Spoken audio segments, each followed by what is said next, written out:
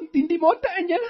Kaya pala pinapunta mo ako ng Batangas para magkaroon ka ng pagkakataon na masolo si Henry. Haliparot ka talaga. Wala kang karapatan na sabihan ako ng haliparot. Hindi mo alam kung ano ang totoo. Taon 1985.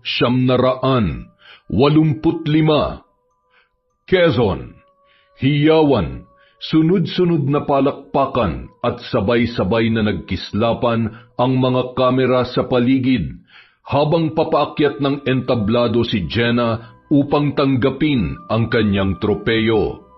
Taon-taon siya ang nakakakuha ng unang gantimpala dahil sa husay niya sa photography.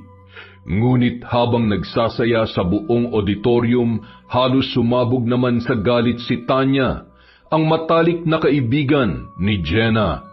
Nababalot na siya ng sobrang inggit dahil hindi niya nakukuha ang unang gantimpala. Kung hindi ika-4, pangatlo lamang ang naiuuwi niyang karangalan taon-taon.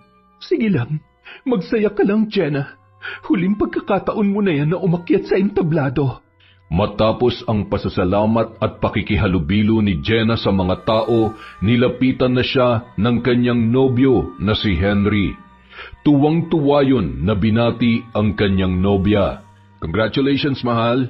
Sabi ko na napakagaling mo talagang mag-capture ng subject, kaya pati ang puso ko na-capture mo na rin. Hay nako, ang corny mo talaga, Henry. Huwag mo na akong bulahin dahil ang mga bolero, mga babaero yan. Naku, siya nga pala. Salamat sa suporta mo sa hobbies ko, mahal ah. Siyempre, isa ka sa inspirasyon ko. Oo naman, nandito lang ako palagi para suportahan ka sa lahat ng pangarap mo. Siya nga pala, may surprise ako sa'yo. Ano naman yan? Baka mamaya, gumastos ka na naman ng sobra. Magtipid-tipid ka at malapit na tayong ikasal. Hindi naman kalabisan na gumastos ako para sa taong mahal na mahal ko, hindi ba? Oo na. Nako, ewan ko ba sa'yo? Si Tanya nga pala, napansin mo ba? Kanina ko pa siya hinahanap Hindi ko siya makita sa paligid. Hindi ko rin napansin Nakita ko lang siya kanina nung tinanggap niyo yung trophy niya. Hayaan mo na yon. Dapat ikaw lang ang kasama ko sa special na gabing to, mahal. Huwag ka na magsama ng istorbo. Ganon?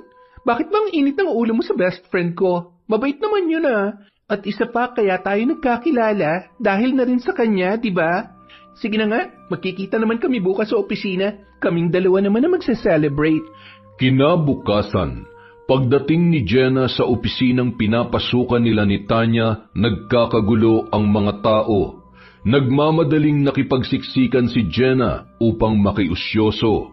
Nang makita siya ng kanilang mga kaopisina, agad nilang itinuro si Tanya sa kanya na nasa isang sulok na umiiyak.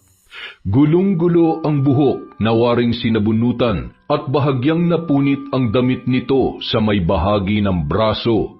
Dali-daling tumakbo si Jenna papunta sa matalik niyang kaibigan. Tanya, ano nangyari sa'yo? Sinong gumawa nito? Hindi pa man nakakasagot si Tanya, umugong na ang tawanan at bulungan sa paligid. Pinagtatawanan nila si Tanya dahil sinugod daw ito ng isa nilang kaopisina dahil nilalandi ng kanyang kaibigan ang nobyo noon. Dahil sa mga narinig na tawanan at bulungan, bigla na lamang nagpanting ang tenga ni Jenna. Pwede ba kung wala rin lang kayo magandang sasabihin, bumalik na lang kayo sa trabaho nyo? Huwag kayo masyado mapanghusga sa kapwa dahil kayo man hindi naman perpekto. Ngunit sa halip na tumigil at humingi ng dispensa, lalo pang lumakas ang tawanan ng kanilang mga kaopisina. Walang nagawa si Jenna kaya inalalayan na lamang niya ang matalik niyang kaibigan sa silid ng kanyang opisina at doon nito masinsinang kinausap si Tanya. Tanya, ano na naman ba to? Hindi ka pa rin ba nadadala? Hoy, ang plastic mo Kanina lang halos makipag-away ka para sa akin, tapos ngayon ako naman ang inaaway mo. Ano? Hoy, hindi kita inaaway. Matalik kitang kaibigan kaya concerned ako sa'yo. Ano bang gusto kong gawin ko? Naligaw sa akin yung boyfriend niya Type ko rin. Kaya bakit ko pipigilan ng sarili ko? Naghahanap ng ibang putahe ang boyfriend niya. Baka nauumay na sa kanya. My God! Naririnig mo ba yung sarili mo, Tanya? Hindi ka ba nahihiya? Bakit naman ako mahihiya? Masaya ako sa ginagawa ko. Anong masaya doon? Nabigla na lang tayong nagulat nung minsan na sinabunutan ka sa mall kasi inagaw mo rin yung boyfriend tong isang babae? Masaya ka ba na sinusugod ka ng kapitbahay mo kasi nahuli niya kayo ng mister niya doon pa mismo sa kwarto mo? Pati asawa ng pinsan mo, Tanya, hindi mo na pinalampas. Tapos ngayon dito ka naman sa opisina nagkakalat. Ano naman ngayon, Jenna? Di iwasan mo na ako. Kalimutan mo ng best friend mo tong malanding to. Nakakahiya ako, di ba? Pasensya na, ha? Hindi kasi ako wholesome gaya ng image mo. Alam mong hindi yan ang ibig kong sabihin, Tanya. Hindi ka ba pwedeng magpakatino? Paano ka makakahanap ng lalaki seryoso sa'yo kung ganyan ka? Hindi kita hinuhusgahan. Gusto kong ayusin mo ang buhay mo, yun lang. Hindi para sa akin, kundi para sa sarili mo, kaya please. Tanya, nakikiusap ako sa'yo. Matagal nang sira ang buhay ko. Ano pa bang aayusin ko? Sira na nga. Sinira na ng manyak na Sino? Sinong sumira sa buhay mo? Ikaw lang ang sumisira sa buhay mo. Pwede ba tama na? Wala kang alam kaya huwag mo akong husgahan. Sige na, bumalik ka na sa trabaho. Magkita na lang tayo mamayang lunch break. Uuwi na ako. Baka masapak ko lang yung mga kaopisina natin na malakas magparinig eh. Kala mo naman ang lilinis. Nagdadabog na lumabas ng kanyang opisina si Tanya. Napailing na lamang si Jenna dahil sa katigasan ng ulo ng kanyang kaibigan. Pagsapit ng hapon, bago mag-uwian, nakatanggap ng tawag si Jenna mula kay Tanya. Pinapupunta siya nito sa kanyang bahay dahil nagluto daw yon ng masarap na hapunan para sa kanyang kaibigan. Ay, Ma'am Jenna, tamang-tama po ang dating ninyo. Nakaluto na po si Ma'am Tanya. Ay, wow! Si Tanya talaga nagluto, Manang Lusing? Milagro, ha? Ay, opo, Ma'am. Tumulong lang ako sa kanya pero siya po talaga ang nagluto. Beshi, buti naman nakarating ka kaagad. Halika na, kumain na tayong tatlo ni Manang Lusing. Wow!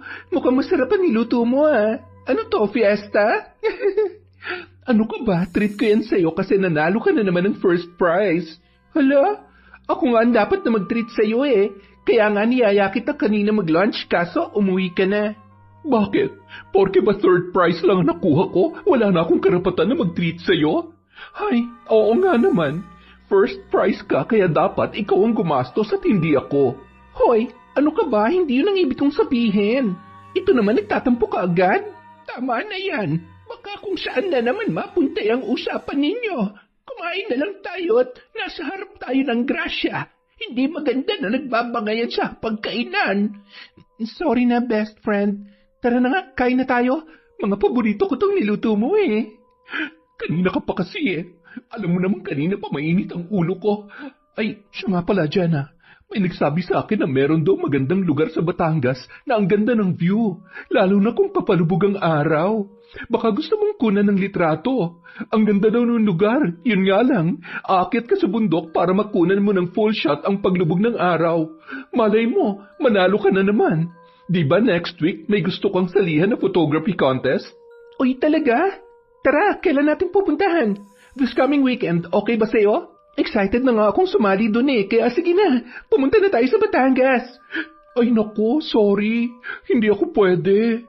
May date ako sa Sabado at sa Linggo naman, magnininang ako sa binyag. Ikaw kung gusto mo lang naman. Kung hindi ka takot na walang kasama, puntahan mo. Nako, sayang naman. Mas maganda sana kung kasama kita para masaya na naman ang adventure natin sa bundok. Magpapahinga na muna ako sa photography. Wala namang nangyayari sa akin eh. Siguro, mag-iiba na lang muna ako ng hobby. Hay nako, baka napagod ka lang. Kilala kita, no? Mahal na mahal mo ang photography, kaya nga tayo nagkasundo eh. Sige, pahinga ka na lang muna sandali. Ako na lang ang pupunta sa Batangas. Ibigay mo nga sa akin yung eksaktong address para hindi ako maligaw. Lihim na napangiti si Tanya nang marinig niya na interesado si Jenna na puntahan ng lugar kung saan walang kaalam-alam ang matalik niyang kaibigan na meron siyang plano na hindi maganda. Araw ng Sabado nang puntahan ni Jenna ang bundok na sinabi ng kanyang kaibigan. Nagtanong-tanong muna ang dalaga sa mga taong nakatira sa paanan ng bundok kung ligtas ba na umakyat sa tuktok nito. Nang matiyak na hindi naman delikado ang pag-akyat, nagmadali na siyang naglakad para akyatin ang naturang bundok. Hindi na bago kay Jenna ang gawaing yon dahil madalas niya yung ginagawa sa tuwing may kinukunan siya gaya ng kalikasan. Ay, grabe, ang taas pala ng bundok na to. Hindi bale, malapit na ako. Konting tiis na lang. Inabot pa ng 30 minuto ang paglalakad ni Jenna bago narating ang tuktok ng bundok. Tuwang-tuwa ang dalaga nang makita ang buong paligid mula sa mataas na lugar na kanyang kinaroroonan.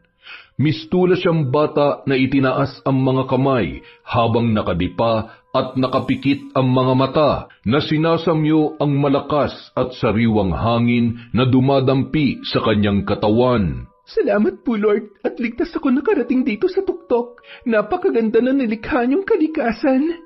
Ilang minuto rin ang kanyang ginawang refleksyon para sa kanyang sarili.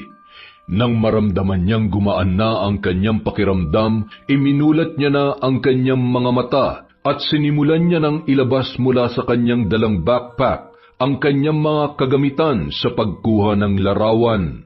Naglatag na rin siya ng isang picnic mat at isa-isa na rin niyang inilabas ang baon niyang pagkain at tubig. Napagpasyahan na muna niyang kumain dahil nakaramdam na siya ng matinding gutom. Matapos yon, sinimulan niya nang kumuha ng larawan, lahat ng natatanaw ng kanyang paningin. Napakaganda naman ng paligid. Marami ako makukunan dito. Sulit na sulit ang pagpunta ko rito. Nalibang sa pagkuha ng mga larawan si Jenna na may iba't ibang anggulo habang hinihintay na magdapit hapon upang masaksihan ang sinasabi sa kanya ni Tanya na napakagandang paglubog ng araw. Ngunit hindi pa man lumulubog yon ay napakislot na sa kanyang kinatatayuan ang dalaga. Bahagya siyang huminto at dahan-dahang iginala ang mga mata sa buong paligid. Ha? Ano yun? Parang may ibang tao dito bukod sa akin. Naglakad-lakad si Jenna habang pinakikiramdaman ang buong lugar. Nanginig ang kanyang buong katawan nang matanaw niya ang dalawang lalaki na nagkukubli sa likod ng puno at nakatingin sa kanya. Ha? May ibang tao nga dito. Dahil sa pagkabigla, kumaripas ng takbo ang dalaga pababa ng bundok. Hindi na niya inisip pa ang naiwan niyang mga gamit. Tanging ang kanyang kamera lang ang kanyang nadala.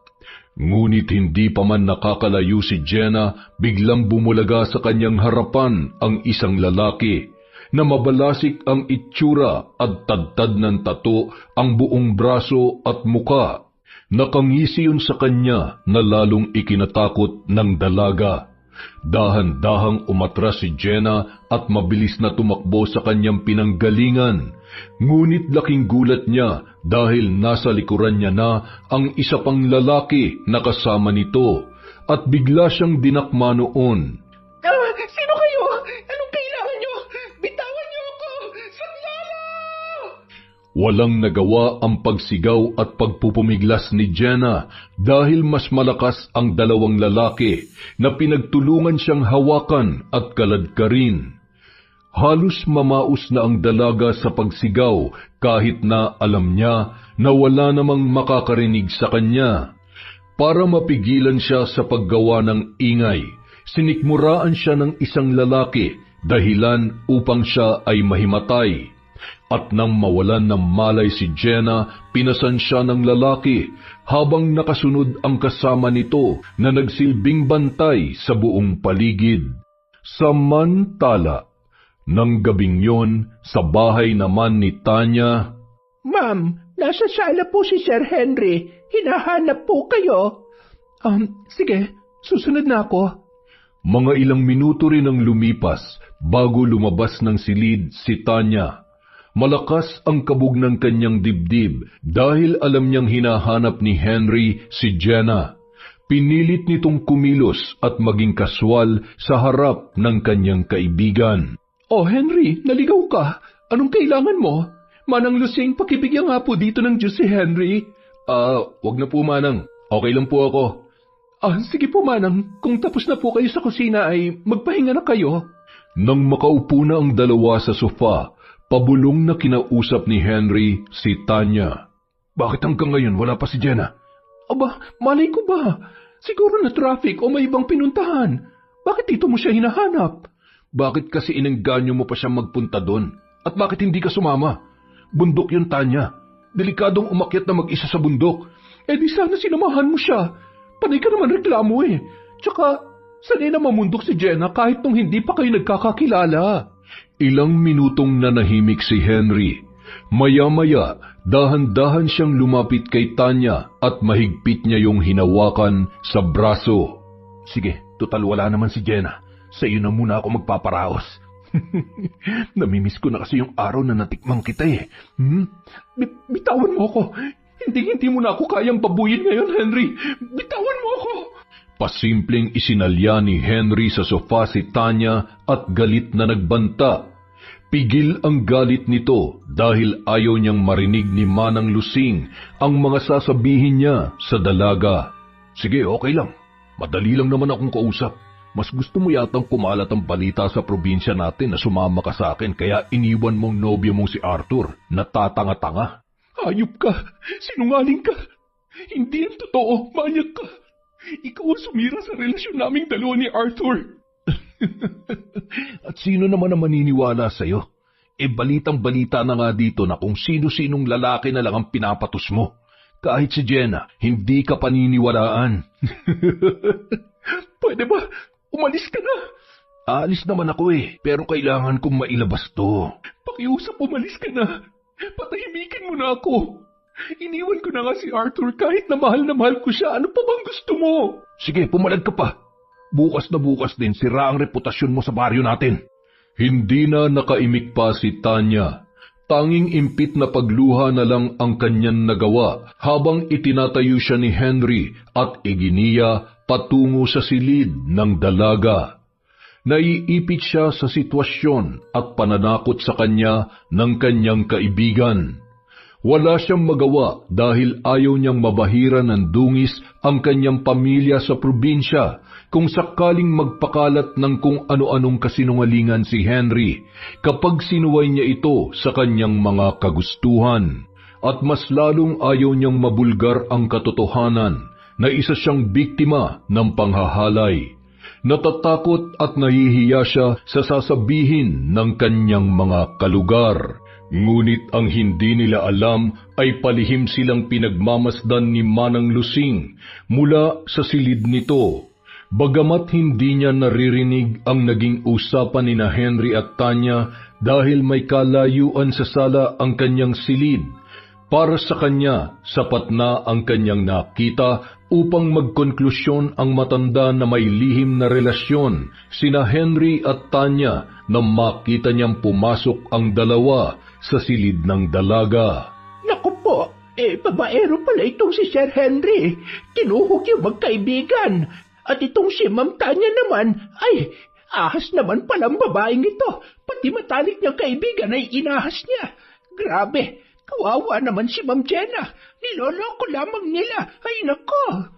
Pagpasok sa silid ni Tanya, nanlaban na siya sa lalaki. Parang awa mo na, umalis ka na. Tigilan mo na ako. Sinira mo na ang buhay ko. Tama na, Henry. Ako masusunod kung kailan ko gustong tumigil. Sa ngayon, hindi pa ako nagsasawa sa katawan mo kaya wala kang karapatang umayaw. Sa inis ni Henry, itinulak niya ang dalaga sa kama at sinimulang paghahalikan sa kung saan saang parte ng katawan. Mistulang hayok na hayok sa laman ang binata habang panay naman ang panlalaban ng babae. Ang kapal na mukha mong umayaw, ha? Ano ka? Virgin? Hayop ka. Mamatay ka ng manyak ka. Sige, sumigaw ka pa at mag-skandalo. Kapag pinuntahan tayo dito ni Manang, dila mo lang ang walang lakay. Napakasama mo. Dahil sa ginawa ni Tanya, napikon ang lalaki. Dahilan upang pagsasampalin siya nito. Hindi siya tinigilan ni Henry hanggat hindi tumitigil ang babae na patuloy sa pagpalag sa kanyang kagustuhan. Ilang minuto rin ang ginawang pananakit at pambubugbog ni Henry sa dalaga. Dahil sa sobrang sakit ng katawan, wala nang nagawa pa si Tanya. Muli na naman siyang naging alipin ng makamundong pagnanasa ng binata. Nagtagumpay na naman yon na magpakasasa sa kanyang katawan buong magdamag. Madaling araw na nang lubayan niya si Tanya at umalis nang wala man lamang paalam. Samantala, hating gabi na nang magising si Jenna. Naggulat ang dalaga nang makita niyang nakatali ang kanyang mga paa at kamay. Lalong nahintakutan nang mapagtanto na nasa loob na siya ng isang bahay kubo at tanging paandap-andap lamang nagasera ang kanyang kasama sa loob ng maliit na silid. Diyos ko, bakit ako narito? Anong lugar ba to? Natatarantang sinubukan niyang tanggalin ang makapal na lubid na mahigpit na nakatali sa kanyang mga kamay. Kalaunan siya na rin ang sumuko dahil nagsusugat na ang kanyang balat, ngunit hindi niya pa rin yun matanggal. Saglala! Tulungan niyo ako! Makailang ulit na sumigaw at humingi ng tulong si Jenna, ngunit tanging mga kuliglig at ingay ng mga palaka ang naririnig niya sa paligid. Halos maiyak na ang dalaga sa kawalang pag-asa. Kailangan kong makalis dito. Ayoko pa mamatay. Diyos ko, tulungan niyo po ako, parang awa niyo na.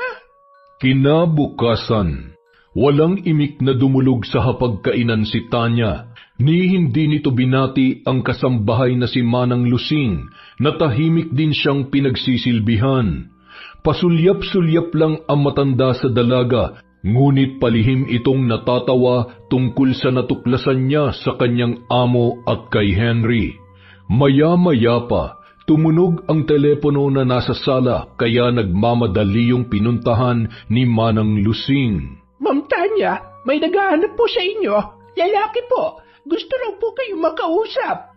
Dali-daling tumayo sa kanyang kinauupuan ang dalaga.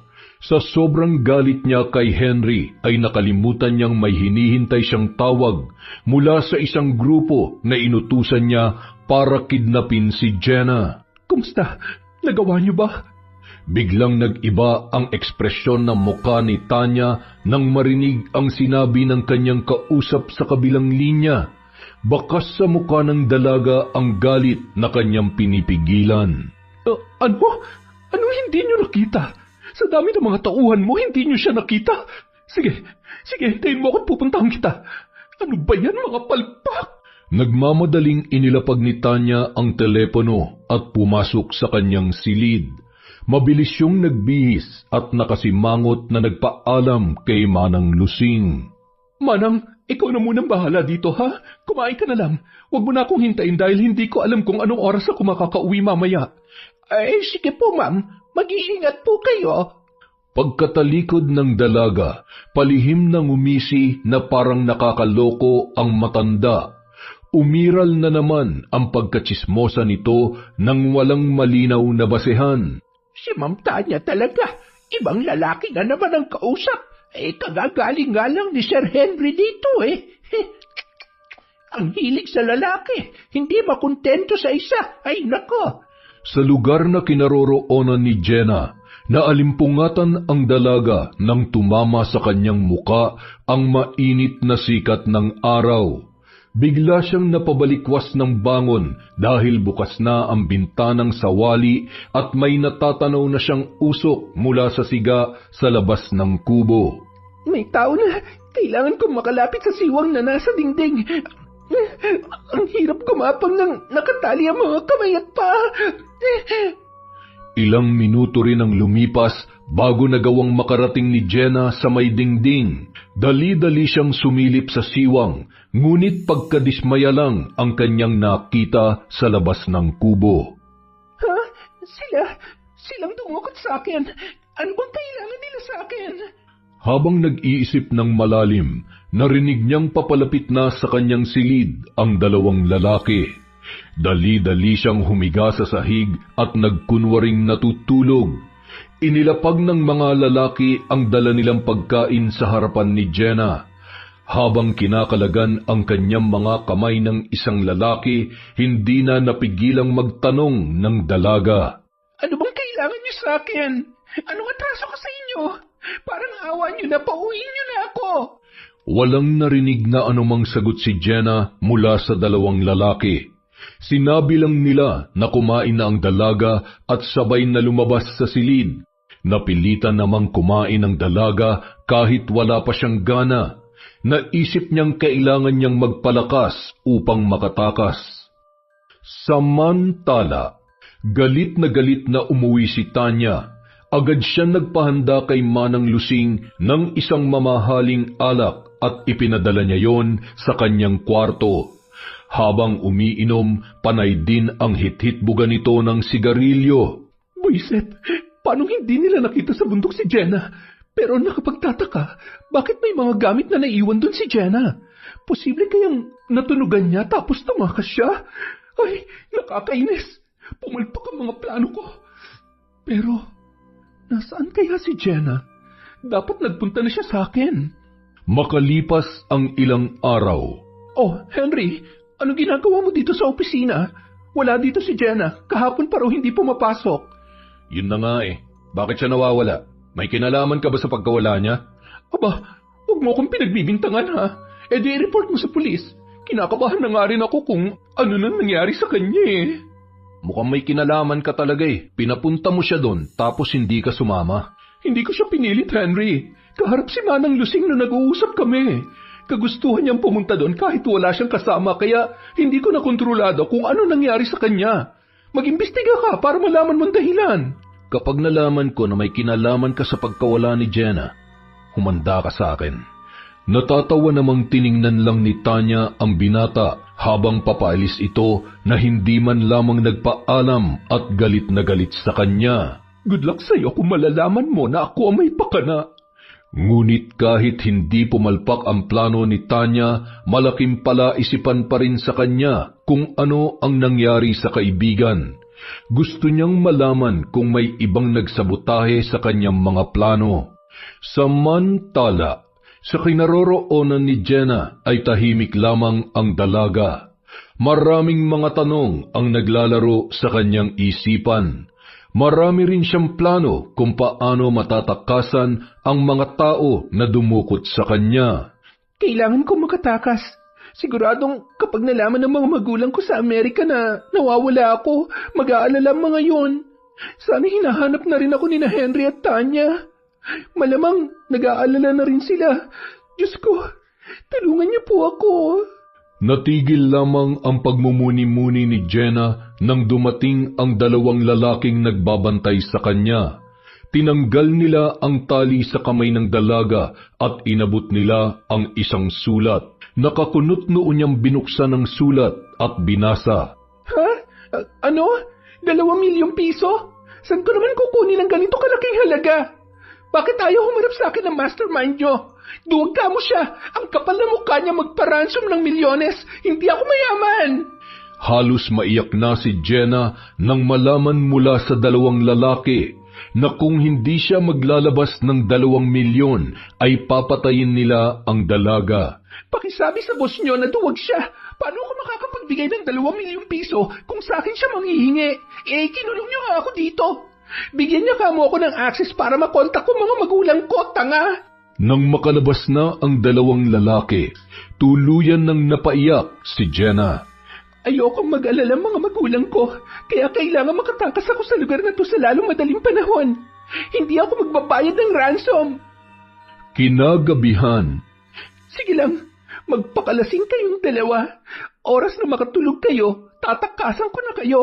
Ilang oras din ang hinintay ni Jenna hanggang sa makatulog na sa kalasingan ang dalawang lalaki. Nagmamadali siyang gumapang papunta sa baso na iniwan sa kanya habang kumakain ng hapunan.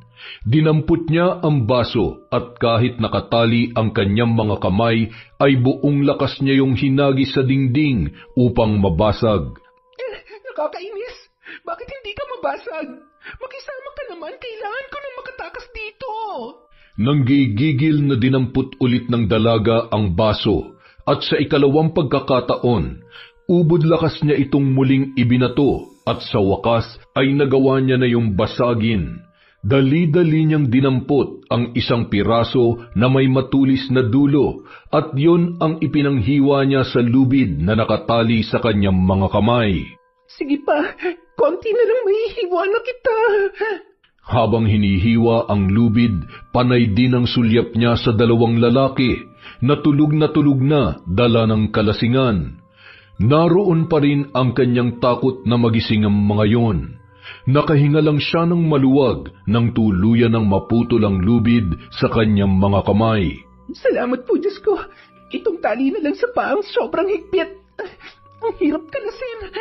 Nang tuluyan niya ng makalas ang tali, hindi na siya nag-aksaya pa ng panahon. Dahan-dahan siya nagpunta sa bintana at maingat na tumalon. Madilim ang buong paligid at hindi alam ni Jenna kung saang direksyon siya pupunta. Nakakatakot. Bahala na. Ang mahalaga, makalayo ako dito. Huminga ng malalim si Jenna bago tuluyang tumakbo ng napakabilis.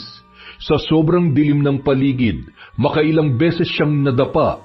Masukal ang lugar kung saan siya napadpad, ngunit hindi siya tumigil sa pagtakbo kahit na hindi niya na alam kung saan siya dadalhin ng kanyang mga paa.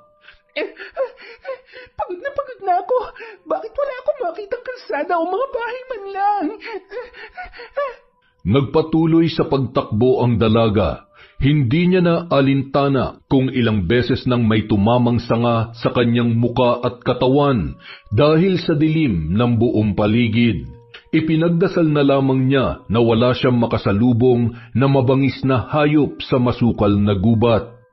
Ilang oras din siyang hindi tumigil sa pagtakbo hanggang sa may natanaw siyang isang kubo at sa di kalayuan ay nakita niya ang kalsada. Nagmamadali siyang lumapit sa kubo upang humingi ng tulong at makiinom, ngunit biglang nagbago ang kanyang isip. Hindi na. Baka kakilala lang nila mga kumidnap sa akin. Simula ngayon, hindi na ako dapat kaagad magtiwala. Halos mapugto na ang hininga ni Jenna habang binabaybay ang kalsada. Nabuhayan siya ng loob nang may natanaw siyang sasakyan na puno ng gulay. Malayo pa lamang, iwinigayway niya na ang kanyang mga kamay upang huminto ang sasakyan. Oy, Ineng, gabing-gabi na. Anong ginagawa mo dito? Naku, tulungan niyo po ako. Meron pong kumidnap sa akin. Kailangan ko pong makauwi sa amin. Mabuti na lamang mabait ang mag-asawa na nagtitinda ng gulay. Nais pa sana nilang tulungan ng dalaga upang mag-report sa mga pulis, ngunit tumanggi na si Jenna. Nalaman din niya sa mag-asawa na siya ay nasa Mindoro. Maraming salamat po sa tulong ninyo. Hindi ko po ito makakalimutan. Ay, walang anuman, iha. Mag-iingat ka, ha? Pag uwi mo sa inyo, balitaan mo kami, ha? Ay, teka. Ayaw mo ba talagang mag-report sa mga pulis? Naku, hindi na po. Baka may koneksyon din po ang kumidnap sa akin sa mga pulis. Hindi ko naman po nilalahat pero ayoko na po magtiwala. Ang layo po pala ng pinagdala nila sa akin. Sa Batangas po nila ako kinidnap pero sa Quezon City po ako nakatira. Awang-awa ang mag-asawa kay Jenna. Binigyan nila ng pera ang dalaga upang may maipamasahe siya sa bangka patawid ng Batangas pauwi sa Maynila. Hindi sukat akalain ni Jenna na mayroon pa siyang makikita roon na mga tao na mayroong mabuting puso. Maraming salamat po talaga. Pangako po, kapag naayos ko ng problema ko, babalik po ako sa inyo upang magpasalamat at makabawi sa mga kabutihan niyo sa akin. Ay nako, wag mo nang isipin yon. Sige na, mag-iingat ka. Kinabukasan, magbubukang liwayway na nang sapitin ni Jenna ang bahay ni Tanya. Papungas-pungas pa si Manang Lusing na pinagbuksan siya ng pintuan. Gulat na gulat yon nang makita ang dalaga. Nako, Ma'am Jenna, ano po nangyari sa inyo? Bakit po ganyan ang itsura niyo? Papasukin niyo muna ako, Manang. Pakitawag po si Tanya. Kailangan kong tulong niya. Sige po, ma'am. Halika kayo. Wala nga po pala si Ma'am Tanya. Kagabi pa po siya hindi umuwi. Saan po ba kayo nang galing? Ang balita ko ay hindi ka na umuwi simula nung pumunta ka sa Batangas. May nangyaring hindi maganda sa akin, Manang Lusing. Kaya gusto ko po makausap si Tanya. Sana naman kaya gumala ang babaeng yun? Ma'am Jenna, hindi naman po sa nakikialam ako, pero hindi ko po maatim na hindi sabihin sa yung nalaman ko. Sana po ay huwag ka magalit sa akin. Bakit? Ano po yan, Manang? Kasi ma'am, nung nakaraan na wala ka, nagpunta dito si Sir Henry. Matagal po silang nag-usap ni Ma'am Tanya. Pagkatapos po nilang mag-usap, pumasok sila sa kwarto ni Ma'am Tanya. Madaling araw na po nung umuwi si Sir Henry. Ano? Manang, totoo ba yung sinasabi nyo? Huwag po kayong gumawa ng kwento. Mahal na mahal ako ni Henry at alam ko na hindi magagawa sa akin yun ni Tanya. Ma'am Jenna, bakit naman po ako magsisinungaling sa inyo? Naaawa lang po ako sa inyo kasi ang bait-bait nyo tapos niloloko lamang kayo ng dalawa. Nasa iyo na ma'am kung maniniwala ka sa akin o hindi. Parang mauupos na kandila na napasandal na lamang sa sofa ang dalaga. Sunod-sunod na pumatak ang kanyang mga luha dahil sa nalamang kataksilan ng dalawang tao na pinakamalapit sa kanya. Manang, alis na po ako. Maraming salamat po sa lahat. Pwede po bang huwag niyo na lamang sabihin sa kanila na nagkita tayo? Pakiusap, Manang Lusing. Kaligtasan ko po ang nakasalalay dito. Kaya po ako nawala ng ilang araw. Kinidnap po ako. Ngayon po nagdududa na ako sa kanila. Jesus Mariosep, malamang nga ay may kinalaman ang dalawa sa nangyari sa'yo. Huwag ka mag-alala. Walang makakaalam na nagkita tayo. Sige na, umalis ka na at baka dumating na si Tanya. Mag-iingat ka, Ma'am Jenna.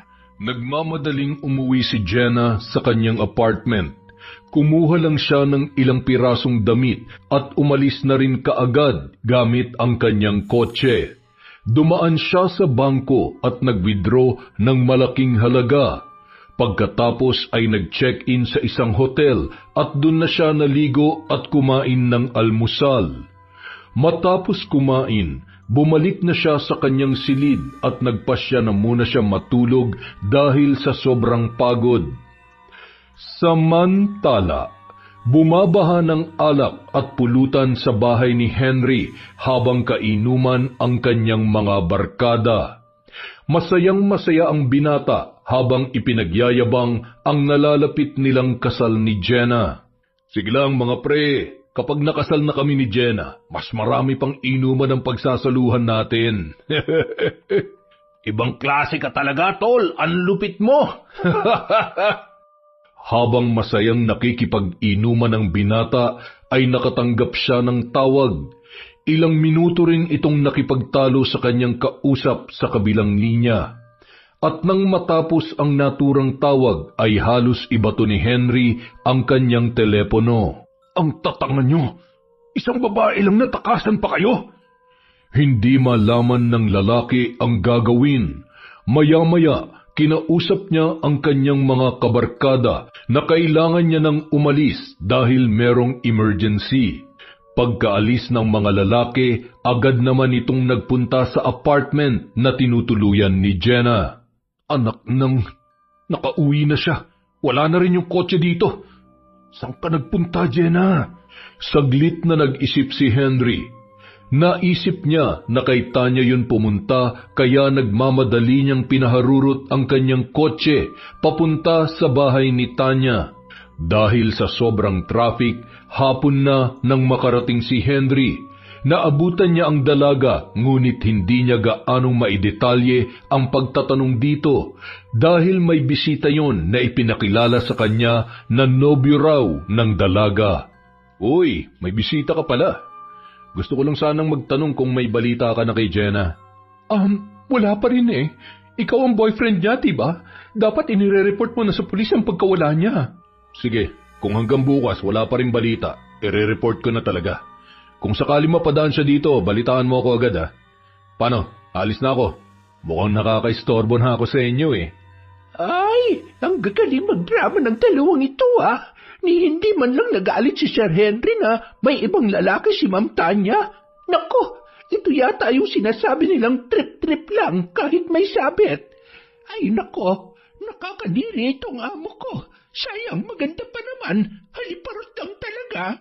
Samantala, sa hotel kung saan naka-check-in si Jenna, tahimik yung nagmumuni-muni sa harap ng bintana habang umiinom ng alak. Sobrang sakit ng kanyang nararamdaman sa ginawang pagtataksil sa kanya ng dalawang tao na malapit sa kanyang puso. Bakit ganun? Bakit nagawa niyo akong traidorin? Ano bang kasalanan ko sa inyo? Plano niya nang isuplong ang dalawa sa pulis, ngunit wala siyang matibay na ebidensya laban kina Tanya at Henry. Ayaw niyang pumalpak ang kanyang plano at gusto niyang panagutin ang dalawa kapag sigurado na siya sa kasalanan na pagpapakidnap sa kanya. Bukas hintayin niyong paghihiganti ko, mga taksil. Hindi naman dalawin ng antok si Henry. Alam niya nang nakatakas si Jenna, ngunit ang kanyang ipinagtataka ay bakit hindi ito nagpapakita sa kanila ni Tanya. May alam kaya si Jenna? Pero imposible. Duda ako kay Tanya. Baka palihim na siyang nakikipagkita dun . Alam kong gaganti sa akin yun dahil sa ginawa ko sa kanya. Kinabukasan, maagang naligo si Jenna. Pagkatapos kumain ng almusal, nag-check-out na siya sa hotel at dumiretso na sa isang mall. Namili siya ng mga bagong damit at pagkain. Halos mapuno ang kanyang sasakyan sa dami ng kanyang pinamili. Tamang-tama na to para kahit magtagal ako sa probinsya, may nakaredy na akong pagkain at damit. Mahirap na maubusan. Pagkatapos maipasok ang lahat ng kanyang pinamili sa loob ng kotse, naghanap naman siya ng public phone. Naisip niyang yun ang gamitin upang hindi siya madaling mahanap ni Tanya at Henry. Umpisahan na natin ang laro, mga taksil.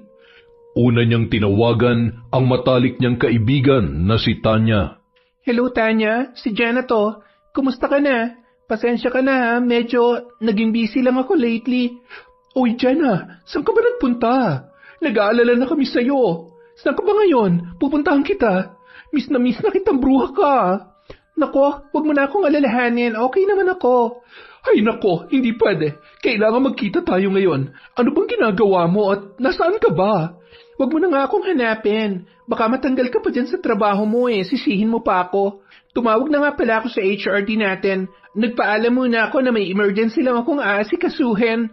Ay nako, ang daya mo talaga. Mamayang hapon magkita tayo, susunduin kita. Ay nako, wag kang makulit. Sige na, babay na, may pupuntahan pa ako. Pakibantayan nga pala yung boyfriend kong babaero Baka matulog sa kung saan-saang kandungan yan May sasabihin pa sana si Tanya sa kanyang kaibigan, ngunit binabaan na siya ng telepono noon. Nangingiti naman na parang nakakaloko si Jenna habang tinatawagan naman nito ang kanyang nobyong si Henry. Hello? Sino to? Hi mahal, kumusta ka na? Jenna? Ikaw ba yan? Oh, ano ba nangyari sa'yo? Ikaw, kumusta ka na? Okay lang ako mahal, pasensya ka na ha. May mga inaasikaso lang kasi akong bagong negosyo. Kapag naayos ko na tong deal na to, siguradong kikita ako ng 2 milyon. Magiging milyonaryo na tayo, mahal. Ganun ba? Nasaan ka ba ngayon? Pupuntahan kita. Miss na kita, mahal Secret. Sisikapin ko muna may sarang deal ko bago tayo magkita. Gusto ko kasi kapag ikinasal tayo, bongga. Kaya konting tease lang, mahal. Jenna, nobyo mo ko. Kaya may karapatan akong malaman kung nasaan ka. Nag-aalala na ako sa'yo. Ikaw talaga? Huwag ka na mag-alala. Kayang-kaya kong sarili ko. Hindi ako bobo, mahal, kaya huwag mo akong alalahanin. Pakibantayan mo nga pala si Tanya. Haliparot pa naman ang babaeng yon. Baka mapahamak siya. Ano ba, Jenna? Ang tinatanong ko kung nasan ka ngayon, wala akong pakialam kay Tanya. Matanda na yun para bantayan ko pa, no? Sige na, mahal. Dumating na yung kausap ko. Bye! Gigil na gigil si Henry nang bigla siyang pagbabaan ng telepono ng kanyang nobya. Bakit parang wala lang kay Jenna yung nangyari sa kanya? Sigurado ko na may alam na siya. Pero, imposible. Ay, ano bang pinaplano mo, Jenna? Alam kong may plano ka dahil may binanggit kang 2 milyon. Tuwang-tuwa naman si Jenna habang papasakay ng kanyang kotse. Siguro umiikot ng puwet ng dalawang yon. Nagdesisyon si Jenna na umuwi na lang muna sa probinsya sa Bicol at doon na lang muna magtago sa bahay ng kanyang tiyo Melchor. May ibang naiisip na paraan ng dalaga kung paano niya mapapaamin ang dalawa sa ginawang pagkidnap sa kanya. Naging mahaba ang biyahe ni Jenna kaya nagkaroon siya ng pagkakataon na mapagtagni-tagni ang lahat na nangyari. Kaya kong masaktan at pagtaksilan nyo. Pero ang patayin ako, wala yung kapatawaran. Bakit ba ang tanga ko na hindi ko naramdaman na niloloko na ako ng dalawa? Sa gagawin ko sa inyo, iiyak rin kayo gaya ng ginawa niyo sa akin. Samantala, Imposible na wala kang alam kung nasan si Jenna. Sa lahat ng ayoko yung niloloko ko. Talaga? Eh ikaw, hindi ka ba manloloko? Pag nalaman niya mga kahiyupang ginagawa mo sa akin, hindi ba panloloko yon? Huwag mong ubusin ang pasensya ko, Tanya. Saan nagpunta si Jenna? Hindi ko nga alam, ang kulit mo. Nung tumawag siya sa akin, ayaw niyang sabihin. Ayaw niya nga makipagkita sa akin eh. Tapos binabaan niya pa ako ng telepono. Ikaw, hindi ka ba niya tinawagan?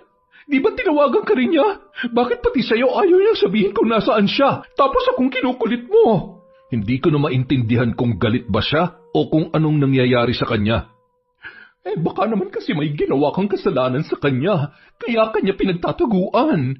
Hindi naman yun magkakaganon kung wala kang kasalanan sa kanya. Ano sa palagay mo?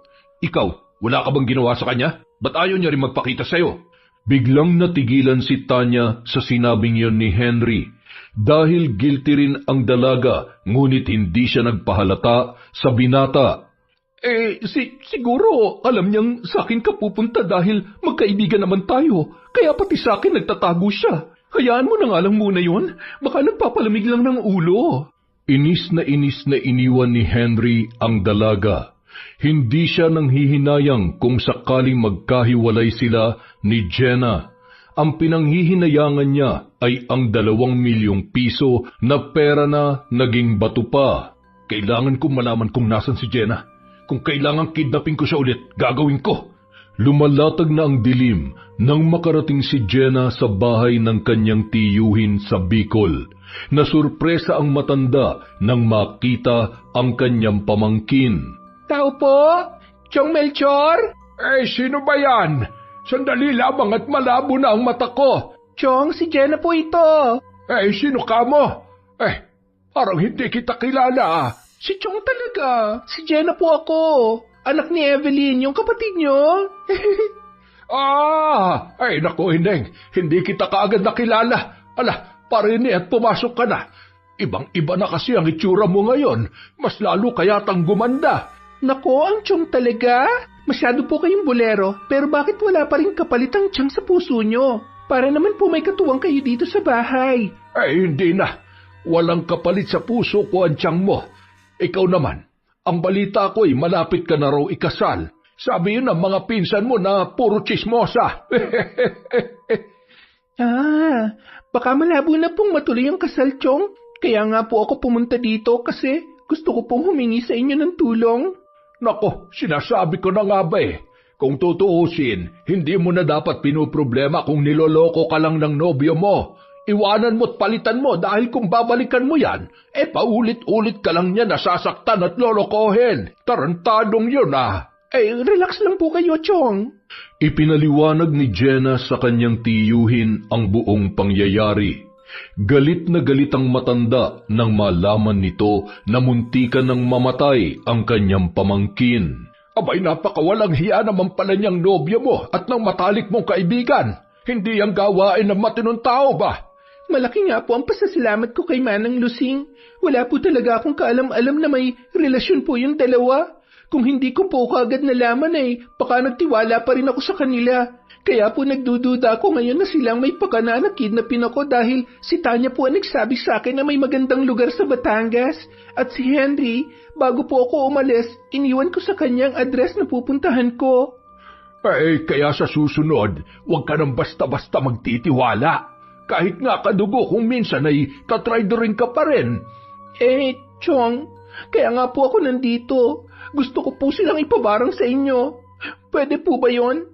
Wala po ako matibay na ebidensya na sila nga ang gumawa nun. Pero kapag binarang niyo sila, baka po mapaamin natin. Posible po ba yon, Chong? Ay, oo naman. Tutulungan kita. Kung ganyang inagrabyado ka, dapat lang na maranasan din nila ang ginawa nilang pagpapahirap sa'yo. Mga tarantadong yun talaga. Chong, yung puso nyo, baka po mauna pa kayo sa kanila. Ay, oo nga. Sige, hihinga lamang ako. Ay. Kung sakali naman pong hindi sila nagpakidnap sa akin, tatablan po ba sila ng barang? Tatablan talaga mga yon, Jenna, dahil niloko kanilang dalawa. Yung pagkidnap sa'yo, aamin na yung mga yan kapag nahirapan na. Kaya ipaparanas ko sa kanila ang matinding pagpapahirap para umamin ang mga tinamaan ng higad na yan. Chong, sana po, tayong dalawa lang ang makakaalam nito, ha? Huwag na po ninyong ipaalam sa mga magulang ko at sa mga kapatid ko. Ayoko po sila mag-alala sa akin. Huwag ka mag-alala. Delikado kapag nalaman ng nanay mo yan. Baka lahat ng kamag-anak nating abogado ay tawagin niya. Nang gabing yun, naging panatag na ang kalooban ni Jenna. Nabawasan na ang nararamdaman niyang sakit dahil suportado na siya ng kanyang tiyuhin.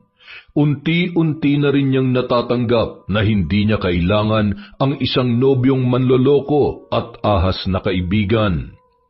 Kinabukasan, maagang nagising si Jenna dahil hanggang sa loob ng kanyang silid ay nanunuot ang amoy ng tinapa at sinangag na niluluto ng kanyang tiyuhin.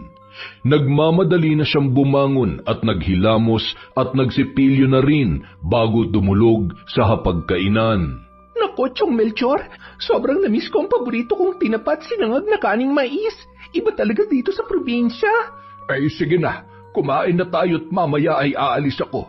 Uumpisahan ko ng pagkalabit sa mga taong nanakit sa'yo. Bakit po pagkalabit? Bago yun ah. Pagkalabit para matauhan. Bakit naman kasi kung sabihin barangin at baka may makarinig pa. Kaya gwapo ko pa naman tapos mambabarang pala. Ay, si Chong talaga. Oh, ganyan nga pamangkin, tumawa ka lang. Tawanan mo lang ang mga taong walang kwenta. Kalimutan mo sila sa buhay mo. O ikaw na munang bahala dito ha. Bukas pa ako makakabalik. Sige po, Chong. Mag-iingat po kayo. Nung araw ding yun, nagtungo sa tabing dagat si Melchor. May dala siyang isang garapon na puno ng alupihang dagat. Nag-usal siya ng isang dasal na Latin at pinakawalan niya ang mga yon. May isang piraso siyang iniwan sa garapon at doon niya ipinasok ang litrato ni Henry. Pagkatapos ay binalot niya yon ng itim na tela at itinali sa isang puno ng bakawan. Sige, Henry, makipaglaro ka mamaya sa pagtaas at pagbaba ng tubig. Mararanasan mo ang sakit ng kapangyarihan na dulot ng karagatan. Pagkatapos niyang maisagawa ang ritual ng pambabarang kay Henry, nagtungo naman siya sa isang bundok. May inilabas din siyang isang garapon na puno ng insekto na nahahawig sa mga uod, ngunit itim ang kulay. Habang ikinakalat ang mga yon, kasabay noon ay inuusalan niya ng panalangin na Latin, kung saan-saan nagsigapangan ang mga uod at tuwang-tuwa siya na pinagmamasdan ang mga yon. Ito ang pinakapaborito kong barang. Tingnan natin ang magiging kahihiyan mo. Inaas mo nobyo ng pamangkin ko, ha? Pagsisisihan mo ang ginawa mong yon. Kinabukasan. Parang ang sama ng pakiramdam ko ah. Tinatamad akong pumasok sa opisina para akong lalagnatin. Dahil hindi maganda ang pakiramdam, muli yung pumikit at natulog. Maya-maya, bigla siyang napabalikwas ng bangon dahil may naramdaman siya na gumagapang sa kanyang hita. Nataranta ang dalaga dahil pagtingin niya, may mga itim na uod na gumagapang sa kanya. Diyos ko po! Bakit may mga uod dito? Manang lusing! Manang! Humahangos namang dumating ang kasambay sa kwarto ni Tanya at maging ito ay nagulat sa kanyang nakita. Hala, ma'am, bakit po ba'y mga uod sa hita ninyo? Saan po yan ang galing? Ano ka ba? Hindi ko rin alam. Kumuha ka ng walis o kaya, ewan ko, kahit anong pamalo. Ay, opo ma'am, sandali lamang po. Bilisan mo, parang ang dami nila. Takang-taka si Tanya kung saan nanggagaling ang mga uod na itim na gumagapang sa kanyang mga hita. Ngunit maya-maya pa naramdaman niya na nagmumula yun sa kanyang pagkababae. Agad siyang tumakbo sa banyo at hinubad ang kanyang shorts at panloob na salawal. Ano to? Bakit may lumalabas na maraming uod sa ano ko? Manang, nasan ka na ba? Nako ma'am, bakit parang dumami ang uod? Ay, nakakatakot naman po. Hindi ko alam. Anong gagawin ko? Eto ma'am, walisin niyo. Ay, mali pala. Iwawalisin ko po. Dali-daling winalis ni Manang Lusing ang napakaraming uod na gumagapang sa buong hita at mga paa ni Tanya. Ang iba ay pinaghampas ng matanda upang mamatay. Hindi po yan mauubos ng walis ng Manang. Lumalabas siya mula sa pagkababae ko. Di, hugasan niyo po yung tahong niyo. Ay, yung pagkababae niyo. Sabunin niyo po na mabuti para mamatay ang mga uod na yan. Nagmamadaling sinabon ni Tanya ang kanyang pagkababae. Diring-diri ang dalaga dahil nahahawakan niya ang mga uod habang sinasabon niya yon. Ngunit habang binubuhusan niya ito ng tubig, ay lalo pa yon dumarami. Manang Lusing, parang ayaw maubos. Aray, sumasakit na rin ang tiyan ko. Ma'am, baka naman po hindi sa pagkababae niyo lumalabas ang mga uod na yan. Baka po sa puwet niyo galing yan. Subukan niyo kayang uminom ng pamurga. Yung, ano nga bang pangalan nun? Kumbantrin, ma'am. Tama, inom po kayo ng kumbantrin. Manang, hindi to bulate. Uod to. Ay, sorry po, ma'am. Kasi magkaparehas naman po ang itsura nila. Halos maiyak na si Tanya dahil hindi na siya makaalis ng banyo. Hindi siya pwedeng bumalik sa kanyang higaan dahil gagapang sa kanyang kama ang mga uod. Manang, pakitawagan po ang kaibigan kong doktor. Papuntahin niyo siya dito, please. Samantala, sa bahay naman ni Henry, nagkakagulo na ang kanyang pamilya. Aray, ang sakit. Bakit lumalaki ang tiyan ko? Tulungan niyo ako. Dalhin niyo ako sa ospital. Pagdating sa ospital, walang nakitang anumang sakit kay Henry.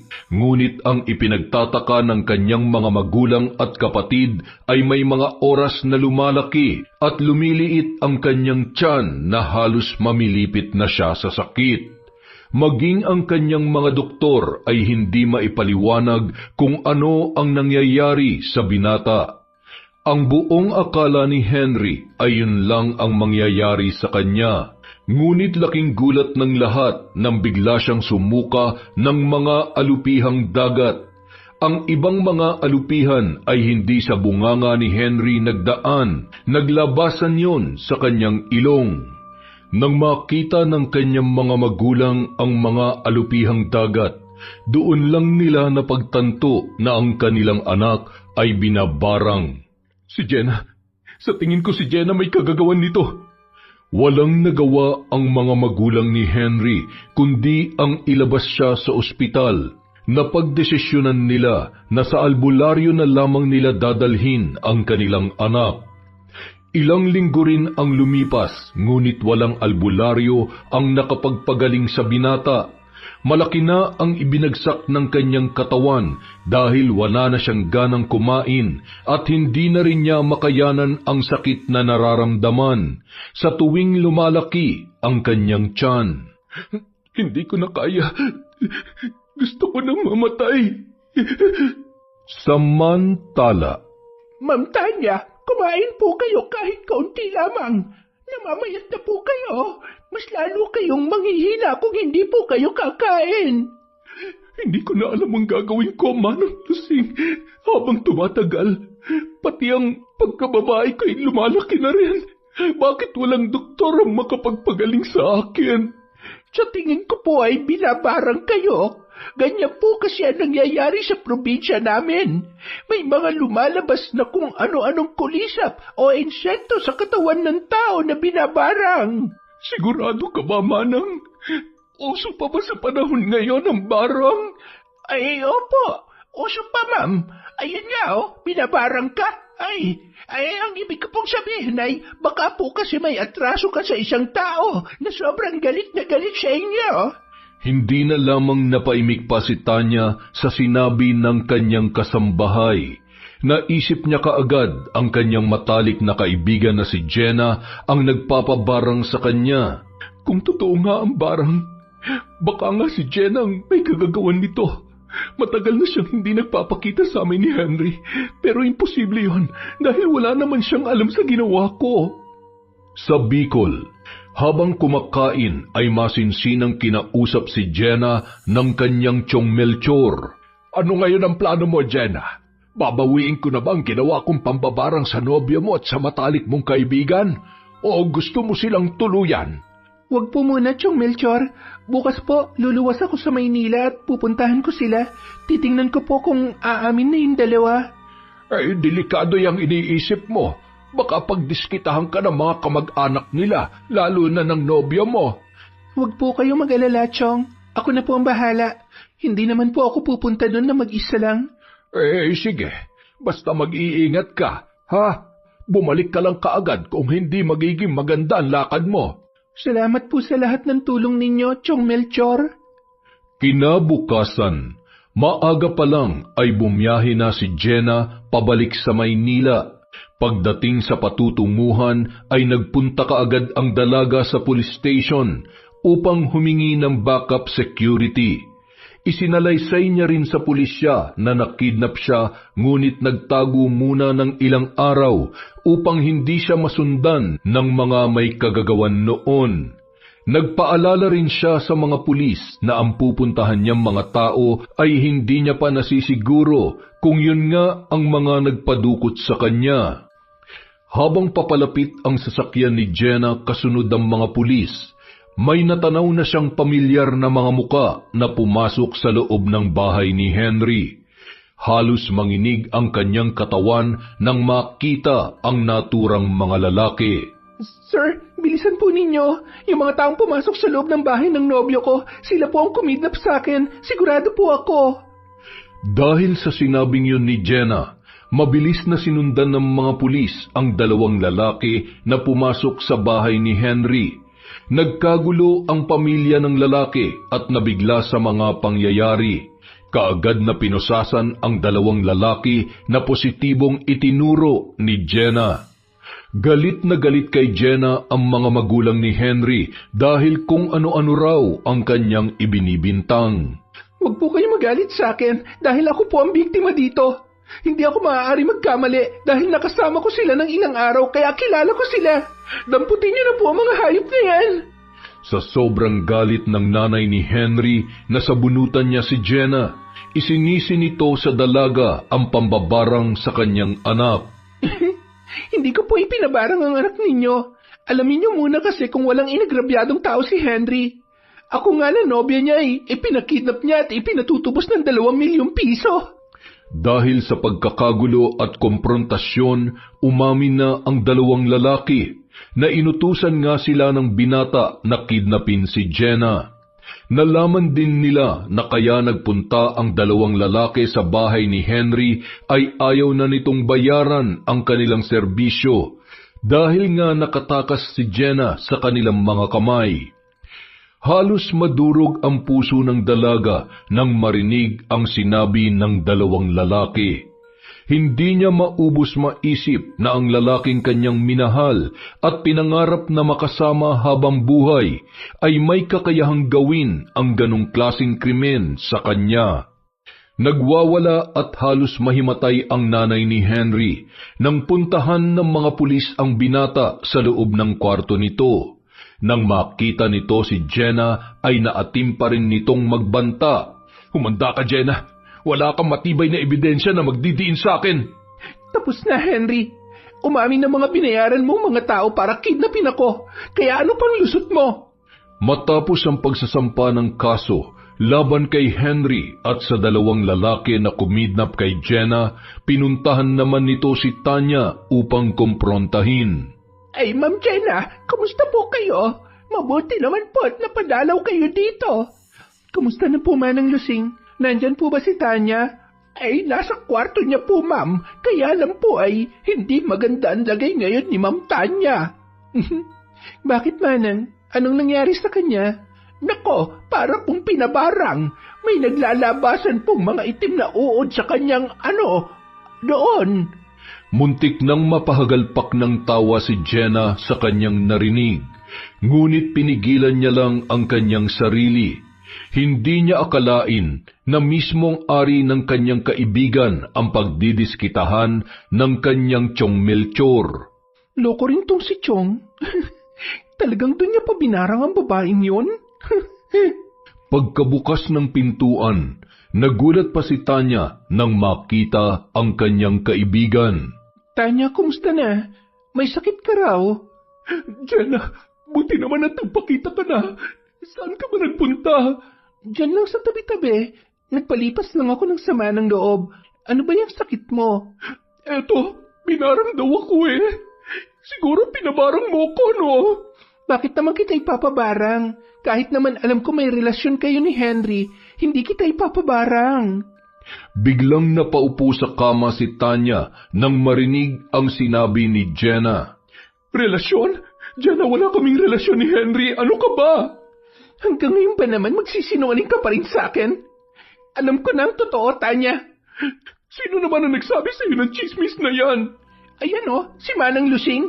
Ay, di ba Ma'am Tanya nung nasa Batangas si Ma'am Jenna ay nagpunta dito si Sir Henry? Magdamag po kayong dalawa dito sa kwarto ninyo. Ang tindi mo, Tanya. Kaya pala pinapunta mo ako ng Batangas para magkaroon ka ng pagkakataon na masolo si Henry. Haliparot ka talaga. Wala kang karapatan na sabihan ako ng haliparot. Hindi mo alam ang totoo. At anong totoo, ha? Na pinagplanuhan niyo akong kidnapin at ipatubos ng 2 milyong piso?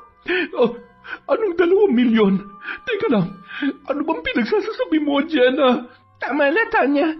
Alam mo ba nakakulong na ang kasabot mong si Henry at yung 2 taong inutusan niya? Anong kasabot? Wala akong alam sa pinagsasasabi mo, Jenna. Talaga? Sige, magkita na lang tayo sa korte kung wala ka talagang alam. Jenna, makinig ka nga. Hindi ko alam na kinidnap ka. Mamatay man ako. Kung totoong si Henry ang nagpakidnap sa'yo, pati pala ikaw ay hindi niya pinalampas. Ano na naman kasinungalingan yan? Anong hindi pinalampas, ha? Panahon na siguro para malaman mong totoo, Jenna. Matagal ko rin itong itinago sa lahat. Ako lang ang nakakaalam. Biktima rin ako ni Henry. Nirape niya ako, Jenna, nung nasa probinsya pa lamang kami. Saglit na huminto sa pagsasalita si Tanya dahil gumaralgal na ang kanyang boses. Oo, Jenna. Nirape ako ni Henry. Ang sakit-sakit kasi mahal na mahal ko si Arthur at may plano na kami magpakasal pero sinira ni Henry ang lahat. At yung nakita ni Manang Lusing na kasama ko si Henry sa kwarto ko ng buong magdamag. Totoo yun, Jenna. Nirape na naman niya ako. Nanlaban ako pero binugbog niya ako. At ang lagi niyang panakot sa akin ay ipagkakalat niya raw sa probinsya namin na sumama ako sa kanya. Gagawa daw siya ng mga kwento na ikasisira ko. Sus, sa tingin mo maniniwala ako sa'yo? Takot ka lang na makulong kaya kung ano-ano na lang ang iniimbento mong kwento. Eh ang pangit nga ng reputasyon mo kung sino-sinong lalaki na lang ang pinapatulan mo, di ba? Bahala ka kung ayaw mong maniwala sa akin, Jenna. Pero bago mo ko idemanda, pumunta ka muna sa probinsya namin at hanapin mo si Arthur. Itanong mo sa kanya kung naging mabuti ba akong nobya.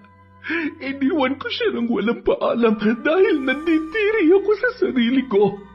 Hindi na ako karapat-dapat sa pagmamahal niya. Kung totoo yung pinagsasasabi mo, bakit hindi mo dinemanda si Henry at bakit pinakilala mo pa ako sa kanya? Nahihiya ako at natatakot sa pagbabanta niya. Ayoko mapahiya ang pamilya ko sa probinsya. Matatanda na mga magulang ko. Ayoko na silang bigyan pa ng problema. At wala akong plano na ipakilala kita sa kanya dahil manyak siya. Pero nagulat na lamang ako. Di ba bigla na lang siyang sumulpot sa harap ng opisina natin nang pauwi na tayo? Napabuntong hininga na lamang si Jenna. Ayaw niya nang magtiwala, ngunit nagtatalo ang kanyang puso at isipan. May bahagi na gusto niyang paniwalaan si Tanya dahil baka nga naman nagsasabi yun ng totoo. Walang naging malinaw na usapan sa pagitan ni Jenna at Tanya.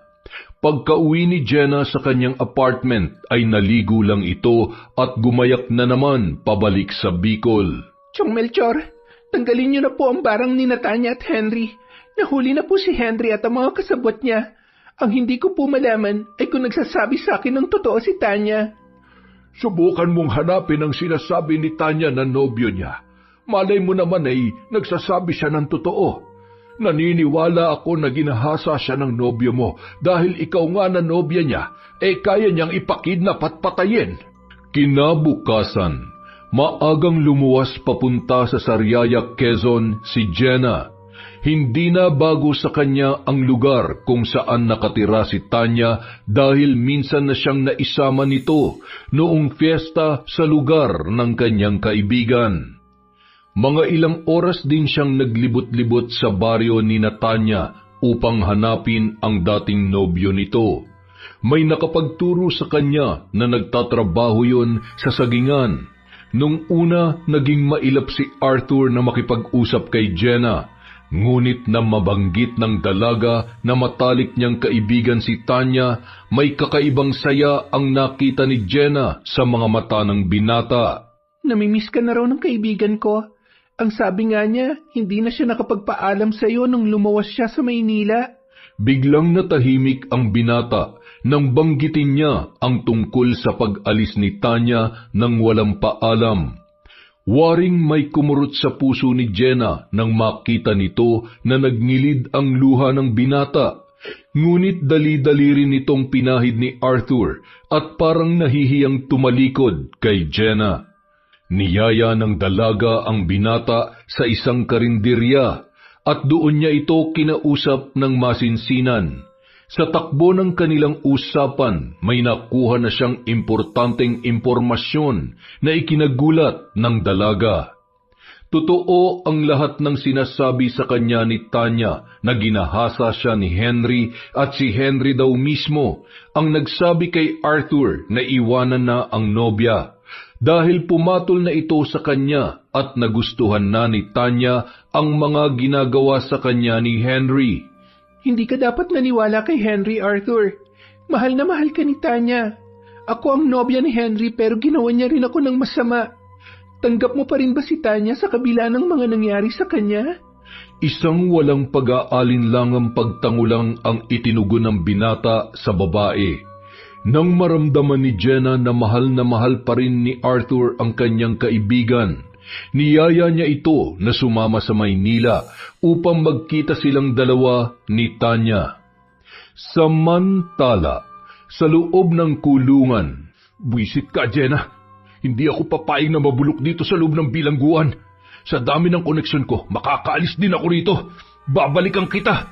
Maraming tinawagan ang mga magulang ni Henry na matataas ang posisyon sa gobyerno upang magpadrino, ngunit hindi umubra ang lahat dahil tinawagan na ni Jenna ang kanyang magulang sa Amerika at ipinahawak nila ang kaso laban kay Henry sa mahuhusay na abogado na pinsan ni Jenna.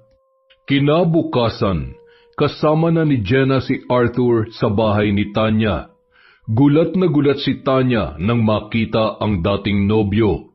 Walang pagsidlan sa tuwa ang dalaga nang niyakap siya ni Arthur ng buong higpit. Matagal ka na palang niloloko ni Henry na walang nakakaalam sa ginawa niya sa'yo pero si Henry pala mismo nagsabi kay Arthur. Napakagago niya talaga. Kung alam ko lang na binlockmail niya lang pala ako, matagal ko na siyang dinimanda. Hindi pa huli ang lahat, Tanya. Tutulungan kita magsampa ng kaso para lalong mabulok sa kulungan ng lalaking manyakis na yon. Sige, Jenna. Maraming salamat at naniwala ka sa akin. Pero may isa pa akong aaminin sa'yo. Sana'y mapatawad mo ko at hindi ka tuluyang magalit sa akin. Ano na naman yan, Tanya?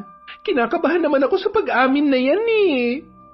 Sorry, Jenna, pero nagplano din ako na ipakidnap ka.